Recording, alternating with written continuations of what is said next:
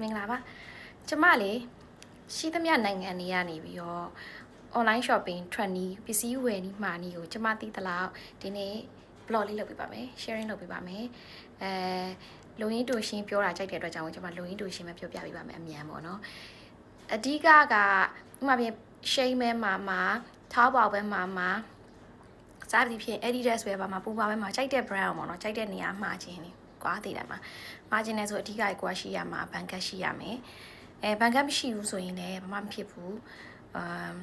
ဒီကာကိုတွေရှိရကွာကာကိုတွေချေအဓိကဘာရှာရမလဲဆိုကာကိုမှာချင်းနေစင်ကာပူကမှာချင်းတာထိုင်းကမှာချင်းတာလားတရုတ်ကလားအဲ့ကဲ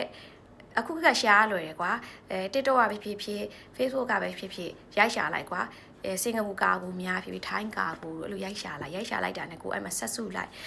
ရင်းနဲ့မှာကိုကြိုက်တဲ့ကာကိုအဆင်ပြေတဲ့ကာကိုတွေ့မေးပြီးတော့ကာကို fees ကဘယ်လိုယူလဲဒီ service ကဘယ်လိုယူလဲမှာရင်တော့အထားပါတော့အဲ့လိုမျိုးမေးပြီးွားနဲ့ကိုမှပြင်ကွာရှင်းရမှာမယ်ပဲထားပါအောင်မှာမယ်ပဲရှင်းရမှာမယ်ပေါ့ရှင်းရမှာမယ်ဆိုသူတို့ရဲ့ address ကိုကတောင်းလိုက်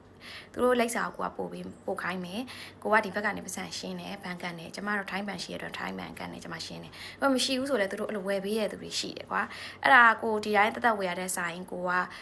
နည်းနည်းဈေးပိုတက်တာတယ်ပေါ့ဒါကိုဘာအားသာချက်ရှိလဲဆိုရင်သူများမွေးရသေးတဲ့ဒီဇိုင်းတွေကိုဝတ်ချင်တယ်သူများဝတ်ပြီးဝတ်နေကြဒီဇိုင်းတွေကိုမွေးချင်ဘူးဆိုရင်အဲ့ဒါမိုက်တယ် up to date trackဒီဇိုင်းအောင်မှာကိုအရင်ဆုံးစဝယ်ရမယ်ဒါမှမဟုတ်ဆေးတစ်ခုချရဆိုလဲကိုဥဆောင်ဝယ်လို့ရတယ်ပေါ့နော်ဒါကတော့အားသာချက်တွေပေါ့အဲ့ဒါပေါ့တချို့အရာကြီးကြောက်လဲသူများ online shopping US တို့ဘာလို့မှာမယ်ဆိုရင်တချို့အရာကြီးကြောက်လဲ cosmetic တွေဆိုရင်သူတို့တွေကအများကြီးနဲ့ဝယ်ထားတာဆိုတော့ပူသက်တာပေါ့နော်ဒါကကျမဘယ်နိုင်ငံကမဆိုမှာမယ်ဆိုအဲ့နည်းနဲ့မှာလို့ရပါတယ်မှာပါကျမကတော့အဲ့နည်းနဲ့ပဲမှာပါတယ်ဥပမာအခုကျမဒီ magnet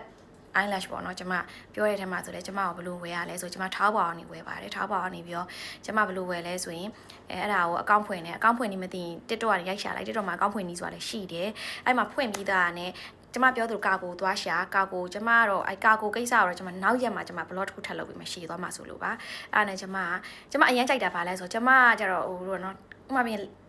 ဂျန်နီကိုကျမအရင်ကြိုက်ဂျန်နီရဲ့ဒီရှိုးပွဲမှာဝတ်သွားတဲ့အင်ကြီးကျမတွေ့ပြီဆိုကျမချက်ချင်းကိုရှာလိုက်တယ်ချက်ချင်းရှာရင်တို့စီမှာရှိတယ်ကွာသိလားသူများထက်ဥအောင်ကိုဝေ့ရတယ်ပေါ့တကယ်မှာအဲ့ဟာတွေကိုကျမကြိုက်လို့ပါဈေးကတော့ဒီလိုပါပဲဟိုကိုရှာချရင်ရှာတတ်တယ်လို့ပေါ့အဲ့ဒါတော့ထောက်ပေါက်ဝယ်နေရတော့တက်မရှိသေးတယ်နောက်မှရှင်းပြပါမယ်ဟုတ်ကဲ့ကျေးဇူးပါအဆင်ပြေမယ်လို့ထင်ပါတယ်တတ်တာ